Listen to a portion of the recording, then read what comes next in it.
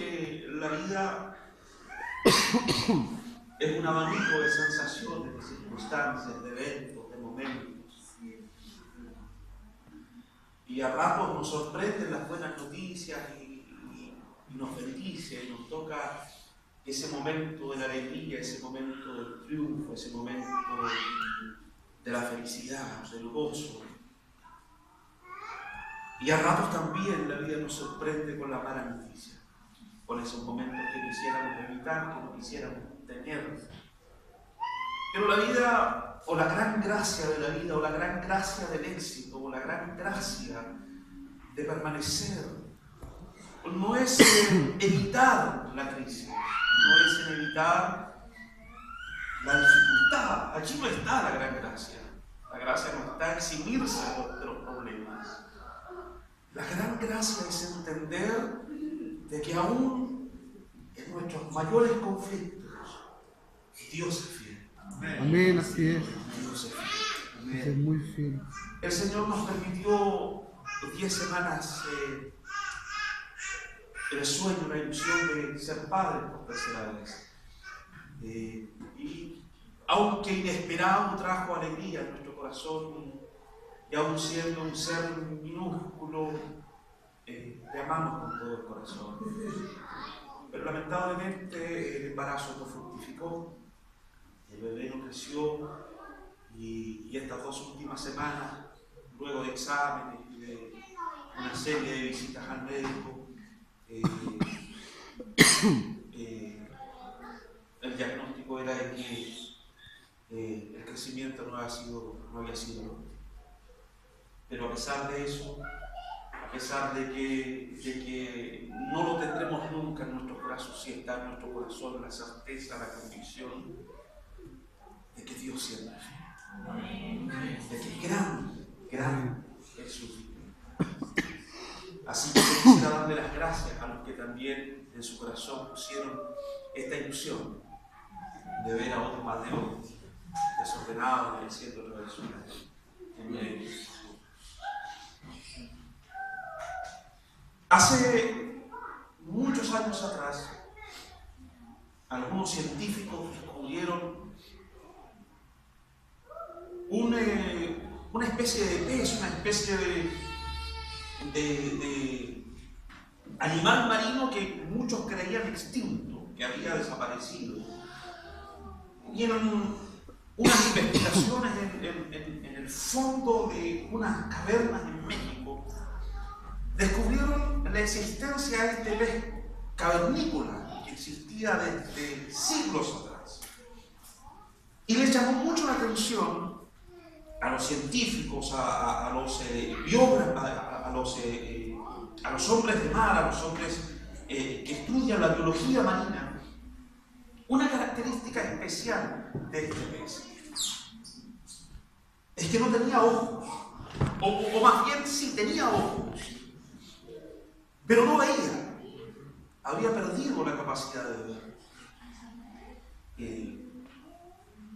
Cree que por una cuestión morfológica, por una cuestión del ambiente en el cual este pez se desarrolló, se vio en la necesidad de meterse en lo más profundo del mar, y en lo más profundo del mar desarrollarse.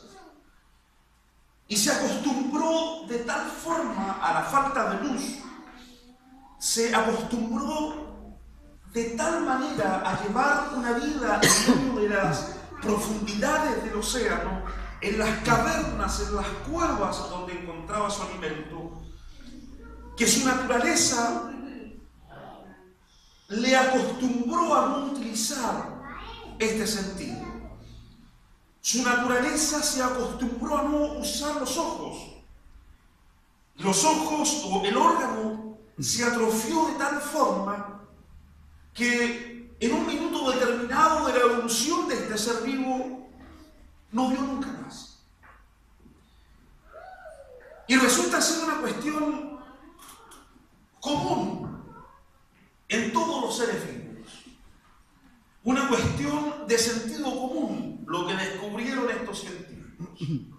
Y es que todo sentido, hermanos, todo sentido en desuso desuso naturalmente se atrofia.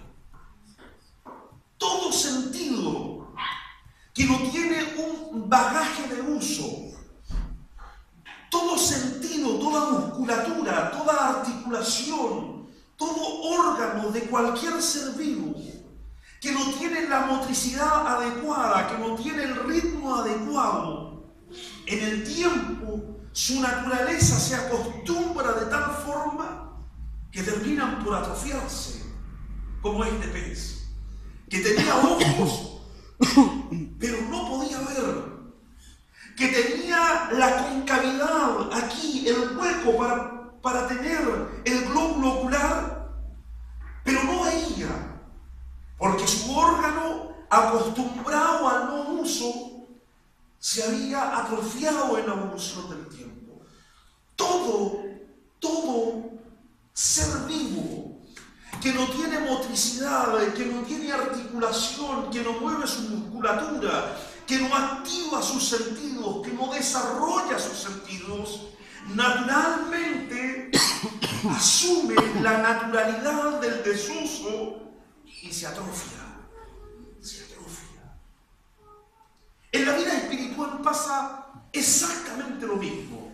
Amén. Y es que espiritualmente, si no activamos nuestros sentidos, si no desarrollamos nuestros sentidos espirituales, si no desarrollamos nuestra vida espiritual, si no desarrollamos nuestra vida en Cristo, nuestros sentidos espirituales también tienden a atrofiarse.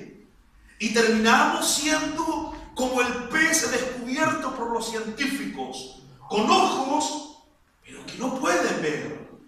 Sentidos que están, pero por la naturalidad del desuso, han terminado por atrofiarse.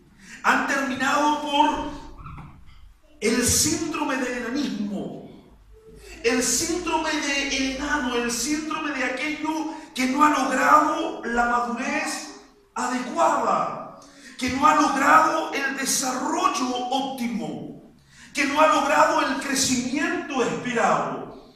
Cuando en la vida espiritual, hermanos míos, cuando en nuestra vida en el ministerio de la palabra, cuando en nuestra vida en el mundo del evangelio, cuando en medio de nuestra vida cristiana nuestros sentidos no son estimulados de la manera adecuada, entiéndase, cuando nuestra vida en oración no es una vida en oración permanente, cuando nuestra vida en la lectura de la palabra no es una vida en la lectura de la palabra permanente, cuando nuestra búsqueda de Dios se traduce a un culto dominical, pero en la semana nuestras prioridades cambian de manera tan brutal que nos desconectamos de la presencia de Dios y vivimos en una especie de conexión prestada, en una especie de conexión dominical, cuando no tenemos la habitualidad de desarrollar nuestros sentidos,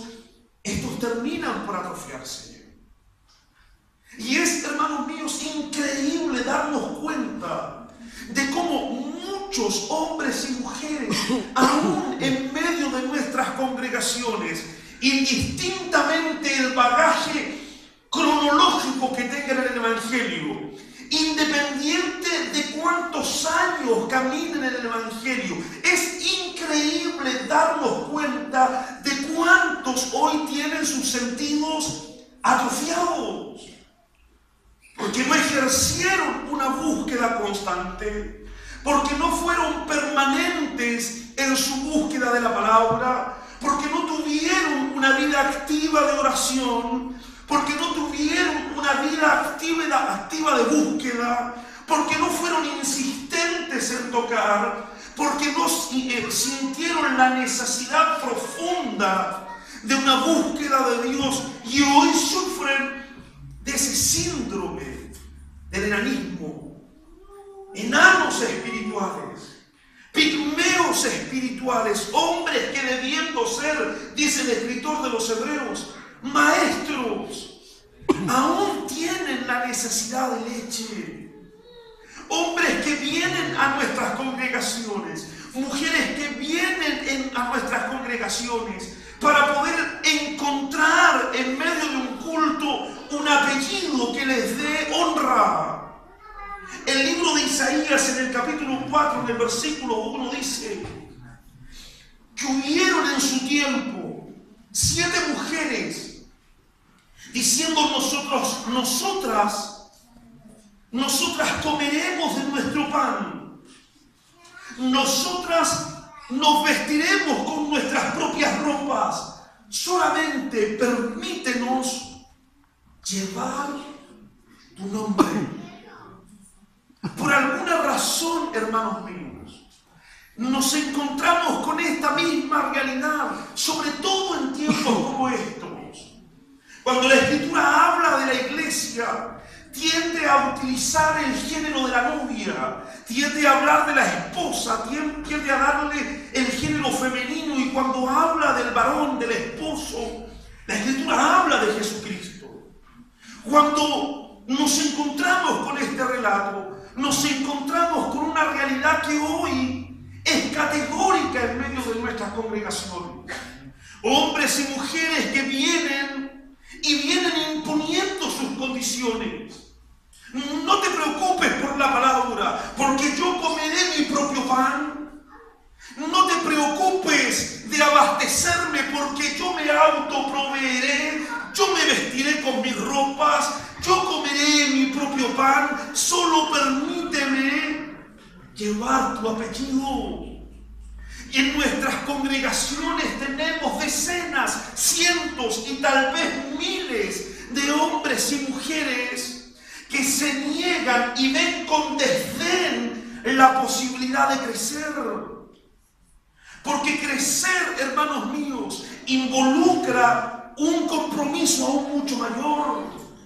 Porque crecer involucra necesariamente la acción perentoria de negarse.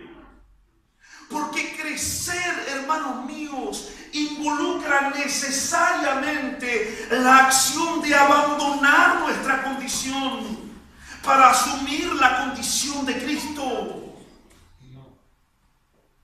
Y nos hemos llenado, y nos hemos plagado, y nos hemos acostumbrado, hermanos míos, a poner en mute nuestros sentidos, a poner en inactividad nuestros sentidos. Y un sentido en desuso es un sentido que más temprano que tarde se atrofiará y no será útil para nada. Hermanos míos, en este tiempo vemos con mucha naturalidad el desdén, el desprecio que hay de muchos por crecer.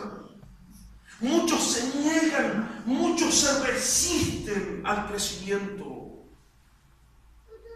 No buscan el pan, no buscan la vestidura, no buscan la providencia de Dios. No, yo solo permito, busco que me llamen un cristiano. Yo solo busco y deseo que me citen como un creyente. Yo solo soy un participante, yo solo soy un observador, y nos hemos llenado de una galucha de observadores, pero que se niegan a la posibilidad alguna de crecer. Y en medio de esa actitud de egoísmo, la iglesia también ha entrado en una atrofia de sentidos. Y nos hemos acostumbrado, y nos hemos mal acostumbrado a que sea el pastor, al que sea el predicador, al que sea el coordinador, al que sea el hermano que ministra la alabanza, a que sean entes externos que nos activen la hormona espiritual. Pero durante la semana, pero durante lunes, martes, miércoles, jueves y viernes, hermanos míos, apagamos nuestros sentidos y ponemos en mute nuestra conexión con Dios. Desactivamos, como diría nuestro hermano Carlos, nuestro wifi, nuestra conexión con Dios. Y la iglesia de este tiempo, a pesar de que usted la ve amplia en número, a pesar de que solemos ver a una iglesia cuantitativa, una iglesia grande en el número. En realidad, hermanos míos, cuando viene la prueba, cuando viene la dificultad, muchos desaparecen. Muchos desaparecen porque nuestros sentidos están adormecidos. El libro de Hebreos, el escritor de Hebreos dice, acerca de esto tenemos mucho que decir y tenemos mucho que explicar, por cuanto se han hecho tardos para oír. Porque debiendo ser ya maestros, después de tanto tiempo aún tenemos necesidad de leche. Y todo aquel que no se alimenta adecuadamente es inexperto, es un inmaduro. Todo aquel que alimentándose de leche. Si usted lee, hermanos míos, el libro de Hebreos del capítulo 1 al capítulo 5, al capítulo 4, se encontrará que el escritor del libro de Hebreos no hace mención a una iglesia que recién ha comenzado a dar sus pasos en el Evangelio. Esta no es una reflexión, esta no es un llamamiento, este no es un tirón de orejas de un escritor a una iglesia que ha comenzado a dar primeras señales de vida. Los primeros capítulos de Hebreo, el escritor habla de dogmas, el escritor habla de principios, el escritor habla de crecimiento espiritual. Él está hablando con una iglesia que lleva tiempo en la palabra, que lleva tiempo en la búsqueda, que lleva tiempo siendo ministrada, pero que se ha hecho tarda para oír, porque sus sentidos se han visto atrofiados. Hoy más que nunca, hermanos míos, necesitamos la manifestación de una iglesia madura.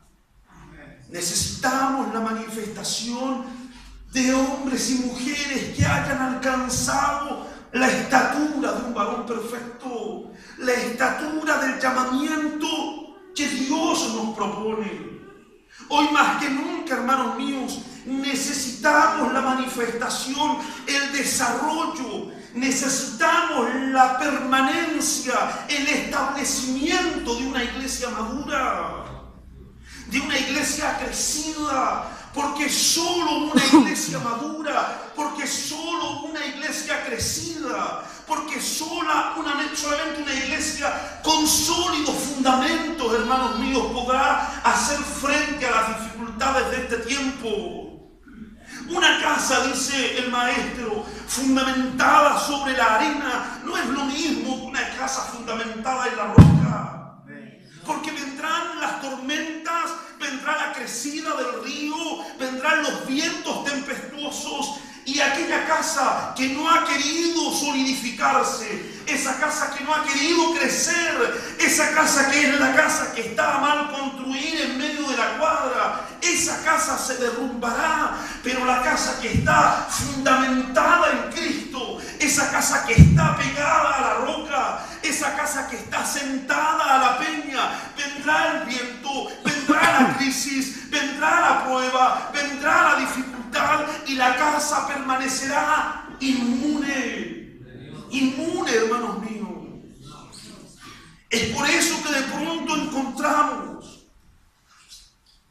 a decenas de hombres emigrando, hermanos míos, en medio de la dificultad.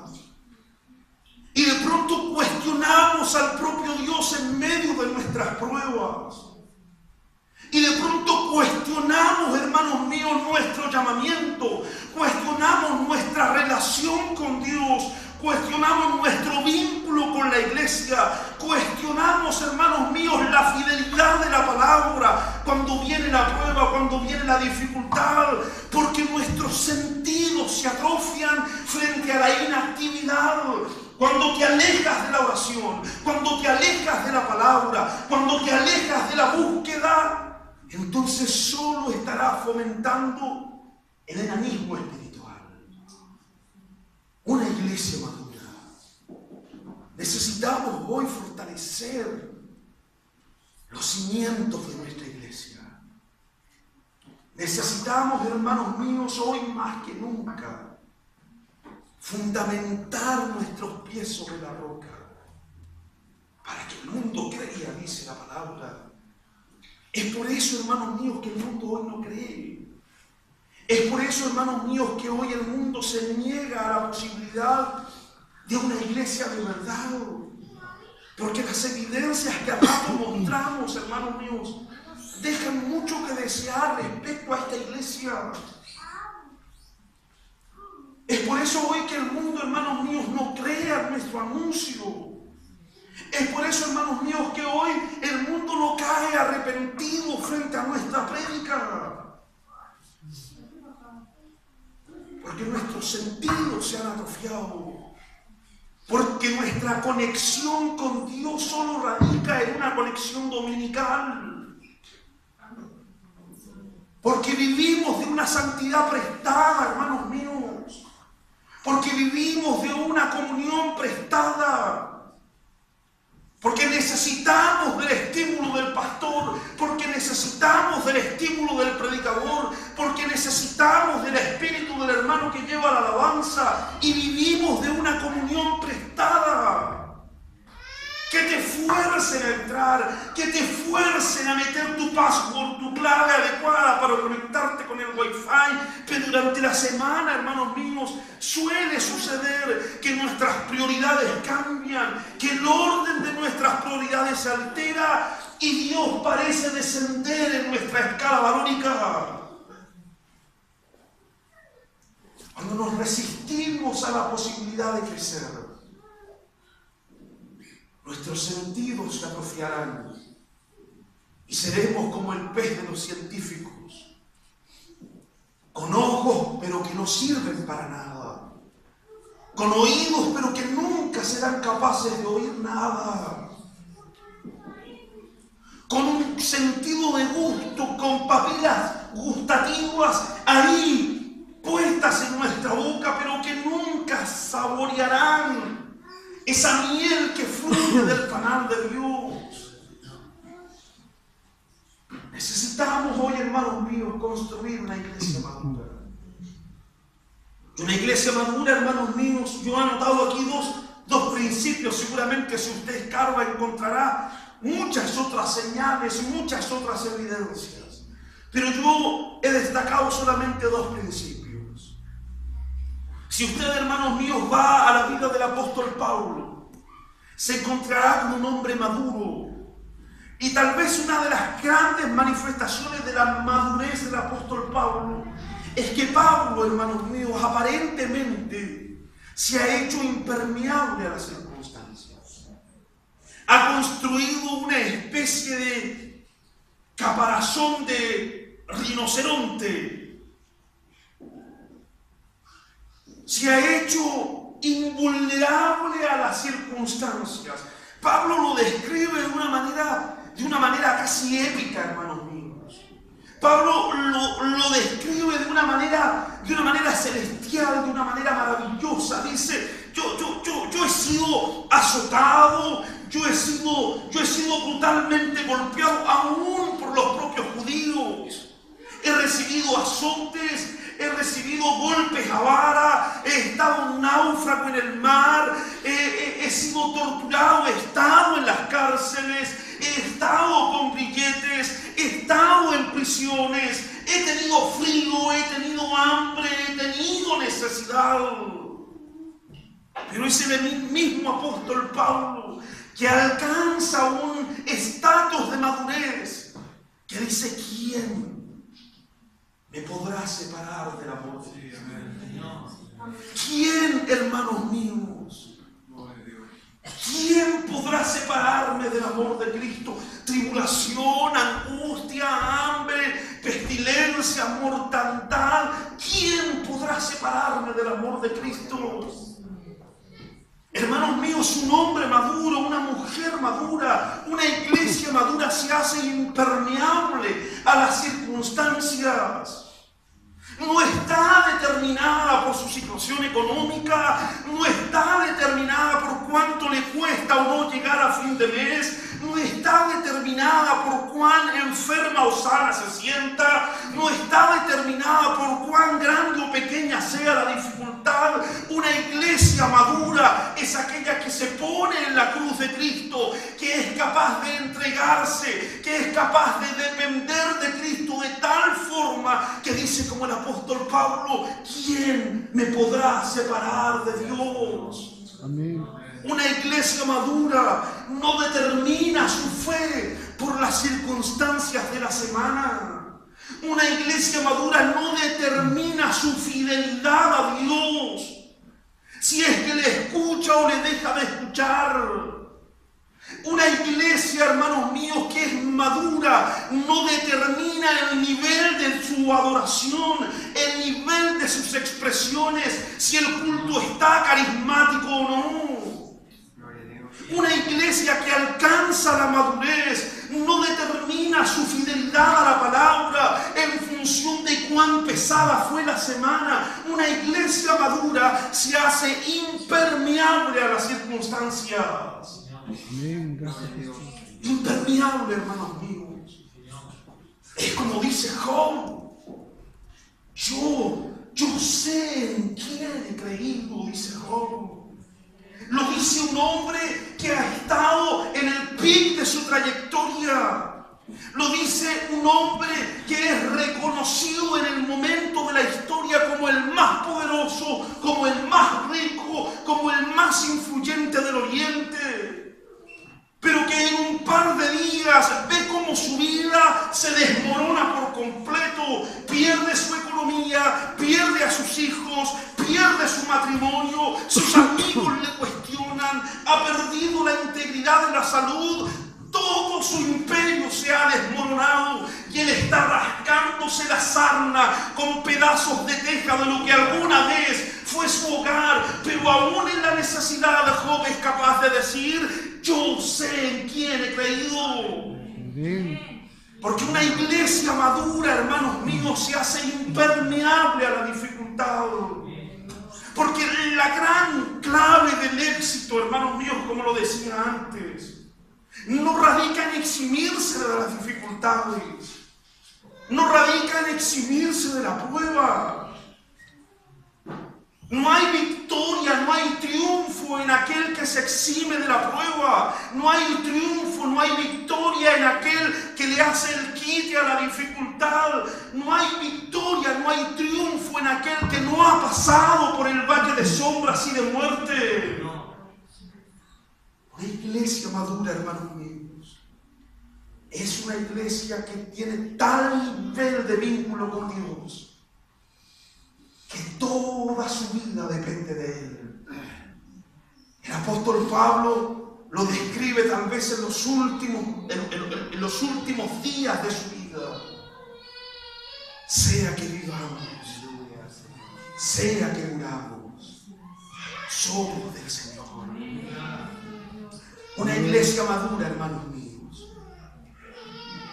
Esa iglesia que va en crecimiento, no eximiéndose ni haciendo el quite a la prueba, no serpenteando la dificultad. Allí no hay victoria final. Es esa iglesia que pasa la prueba, que pasa la dificultad, que pasa el aluvión, que pasa la tormenta, pero que descansa en Dios, que descansa finalmente en Dios. Es como dice el salmista: aunque ande en valle de sombras o de muerte, no temeré, no temeré. Lo primero, hermanos míos, que yo quisiera destacar de esta iglesia madura es ese atributo en particular, una iglesia impermeable. La madurez te hace impermeable. La madurez, hermanos míos, te permite sortear las dificultades. La madurez, hermanos míos, te permite levantarte, sacudirte y seguir avanzando. La madurez, hermanos míos, te permite, hermanos míos, sobrellevar las dificultades. Pero un hombre inmaduro, un hombre inexperto, ese hombre que aún tiene la necesidad de leche, será como esa casa fundamentada en la ley, que frente a la primera dificultad, su casa entera se desmoronará. Cuando tenemos nuestros sentidos atrofiados, hermano, entonces seremos como esa casa. Seremos como esa casa. Lo primero, hermanos míos, es eso: impermeable a las circunstancias. Y lo segundo y por último, hermanos míos, de esta breve reflexión, es que evidentemente, tal vez una de las evidencias más explícitas de un hombre, de una mujer, de una iglesia madura, es que éste fructifica. Una iglesia que ha alcanzado la madurez es una iglesia que fructifica, hermano. Yo no puedo pedirle a una niña de 9 años, de 8 años, que sea madre. Ni puedo esperar de Benjamín que sea padre.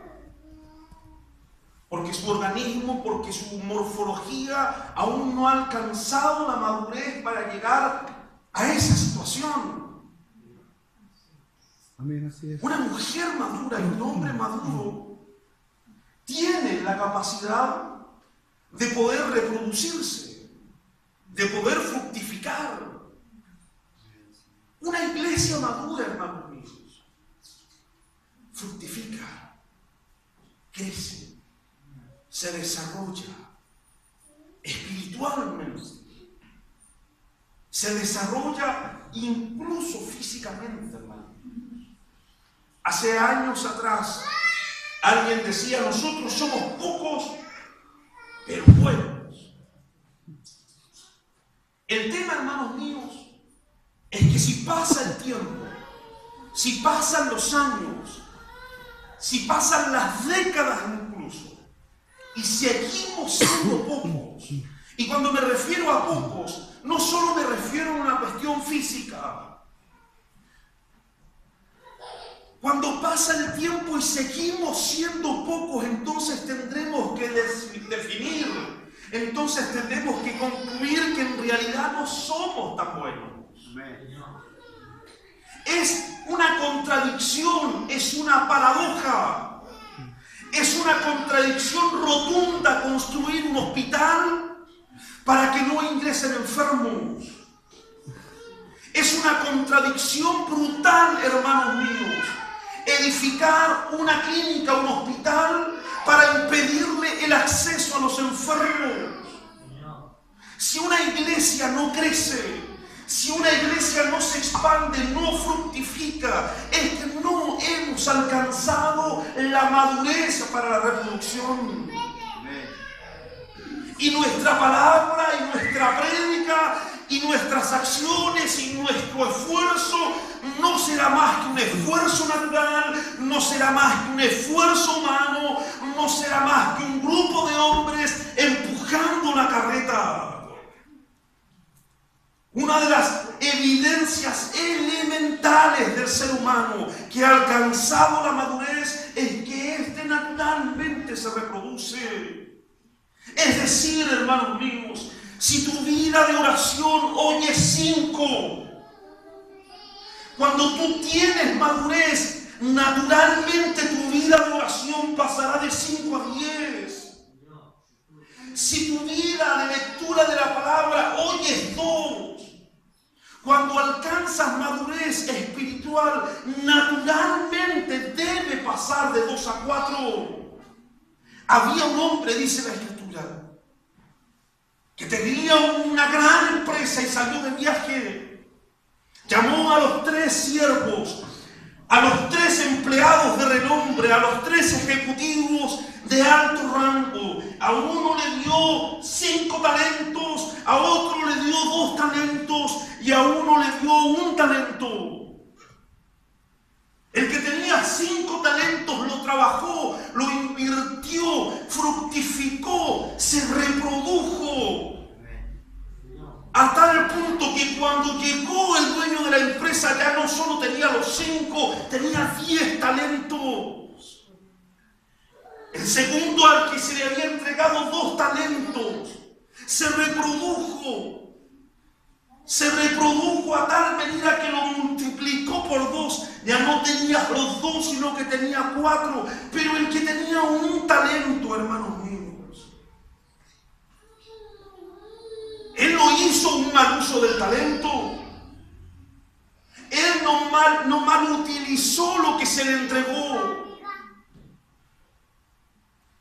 Él simplemente no le dio el uso adecuado. Y el talento se atrofió. No es que él jugó a las piruetas con el talento. No es que él tuvo en su corazón el deseo de poner en riesgo lo que se le entregó. No, incluso le dice categóricamente al Señor: Señor, tuve miedo de perderlo. Hay incluso una excusa que da legitimidad a la acción de ese obrero. Señor, tuve miedo de perderlo y lo escondí. Hermanos míos, una de las evidencias más explícitas de la madurez es que la madurez te lleva necesariamente a la reproducción. Y si nuestra vida espiritual hoy es en cierto nivel, cuando nuestra vida espiritual es madura, naturalmente nuestra vida espiritual crece. Y eso, hermanos míos, termina por impactar finalmente nuestra vida congregacional. Amén. El maestro, cuando estuvo en la tierra en sus 3 años de ministerio, se preocupó en sobremanera, hermanos míos, de solidificar el vínculo que tenía con los discípulos. Cada segundo, cada momento, cada acción era para poder sembrar una palabra en aquellos hombres.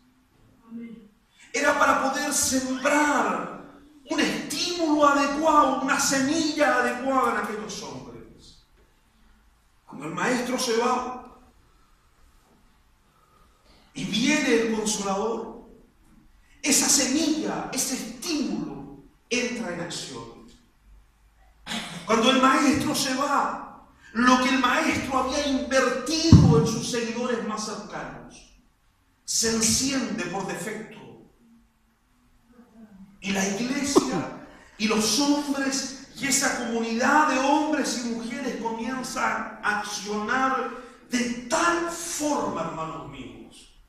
Comienza a accionar en la palabra, comienza a obrar en milagros, comienza a tener una vida congregacional de tal manera que el Señor añadía a la iglesia los que tenían que ser salvos.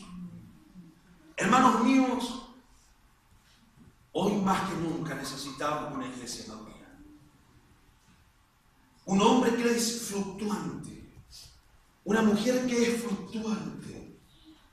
Una iglesia que es fluctuante, dice la palabra. Que finalmente se transforma en constante y peligrosa en todo lo que hace.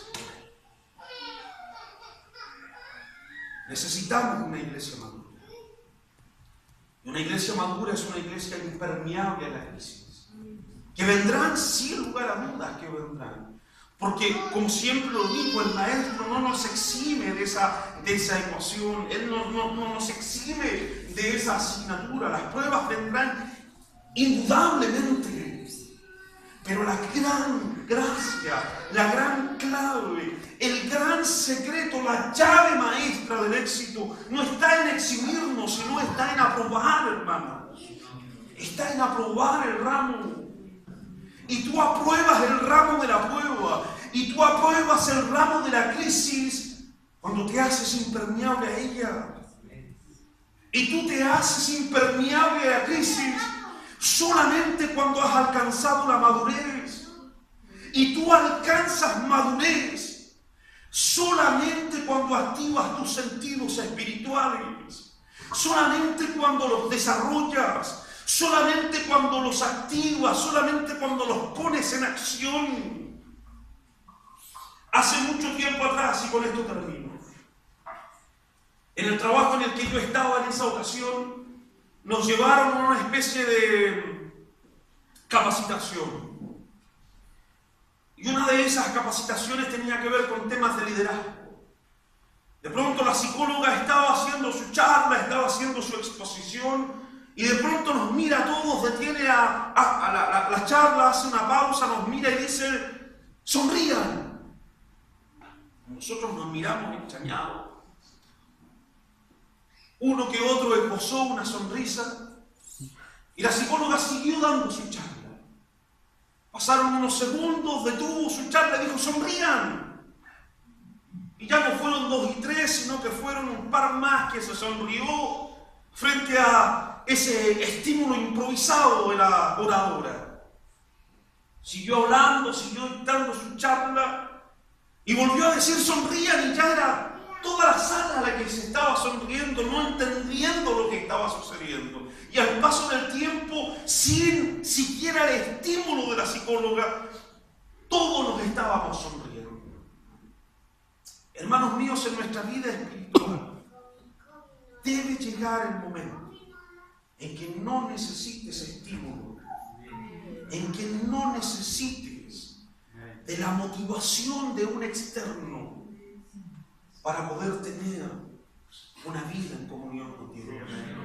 Amén. Debe llegar ese momento, hermanos míos, donde de manera natural, donde de manera improvisada, donde de manera casi automática, basta que tú solo pases por una zona de Wi-Fi y te conectes con Dios. No necesitas vivir una comunión prestada. No necesitas vivir, hermanos míos, de una comunión prestada. Necesitamos, hermanos míos, tener una comunión permanente, real con Dios. Necesitamos alcanzar la madurez que nos lleve a eso, que no nos lleve al estímulo, sino que nos lleve a un vínculo automático con Dios. Y eso, hermanos míos, no solo se logra aquí, en nuestras reuniones, no solo se logra acá en un culto dominical, en un culto sabático, en las reuniones de la semana. Usted lo puede conseguir a las 8 de la mañana estando sola en su casa. Usted lo puede conseguir al mediodía estando preparando la comida para la familia. Lo puedo conseguir yo en mi trabajo, sin tener el estímulo ni del predicador ni del pastor. Amén, así es. Necesitamos alcanzar esa madurez. Necesitamos alcanzar esa madurez que no nos haga dependiente del hermano, pero sí extra dependiente de Dios. Porque cuando somos dependientes de Dios, al final del día terminaremos siendo interdependientes como congregación. Cuando dependemos de Dios, llegaremos a tal punto que tú necesitarás, hermanos míos, congregarte. Necesitarás estar aquí.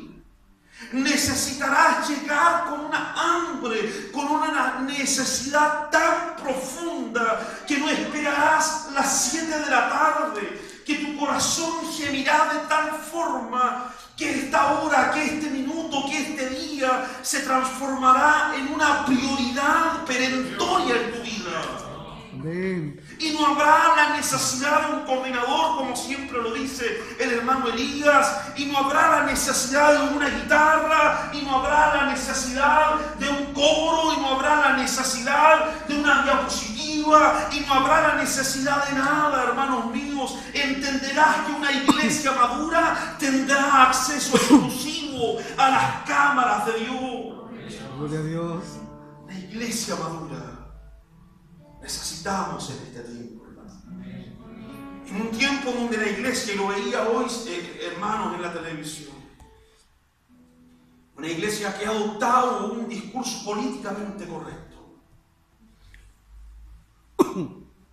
Y nos hemos politizado. Arturo Prat decía en su memoria, cuando él se tituló de abogado: a veces hay que dejar de ser lo políticamente correcto para hacer lo que es moralmente correcto. Amén. Y una iglesia que alcanza ese nivel de moralidad es una iglesia madura.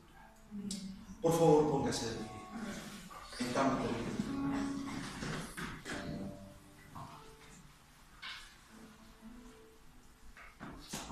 Te damos gracias, Señor, una vez más, por este tiempo que nos permite en tu presencia. Amén. Señor, tenemos necesidades, Señor. Te necesitamos, Señor, en nuestra vida. Señor, si hoy escarbas en nuestro corazón, si hoy escarbas en nuestras vidas, Señor, encontrarás profundas e intensas necesidades. Y hoy creemos con toda la fuerza de nuestra alma de que todas nuestras necesidades solo pueden ser suplidas en tu presencia. Amén. Es por eso que venimos delante de ti, Señor, con la necesidad, pero también con la convicción de que estamos en el lugar adecuado. Gracias, Jesús. Que solo en tu presencia, Señor, nuestra hambre mengua. Que solo en tu presencia, Señor, nuestra sed se apacigua. Que solo en tu presencia, Señor, nuestra vida alcanza sustentabilidad. Señor, permítenos en esta noche, Señor, abrazar, tomarnos de esta tu palabra, tomarnos de esta invitación que una vez más nos hace, Señor, y poder volcar nuestra vida a una búsqueda fuerte, permanente, apasionada, como nos decías anoche, Señor. Permítenos, Señor, alcanzar esos niveles que solo tú has preparado para aquellos que se atreven. Queremos en esta tarde atrevernos, Señor, a ascender un nivel más. Queremos, Señor, en esta noche atrevernos a pasar el umbral de nuestras comodidades, a atrevernos, Señor, a cruzar el umbral de nuestra zona de confort, salir de nuestra barca como Pedro y atrevernos a caminar sobre el agua, aun cuando aquello significa un riesgo evidente.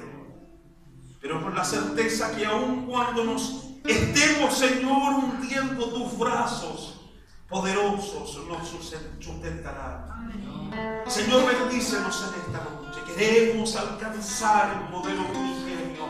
Queremos alcanzar, Señor, el modelo original. Queremos, Señor, alcanzar el modelo que tú has diseñado para nosotros. Danos, Señor, la fuerza, la pasión. Danos, Señor, el interés de poder buscarte cada día. Señor, bendice nuestras vidas, bendice a la congregación. En el nombre de Jesús, nuestro Señor.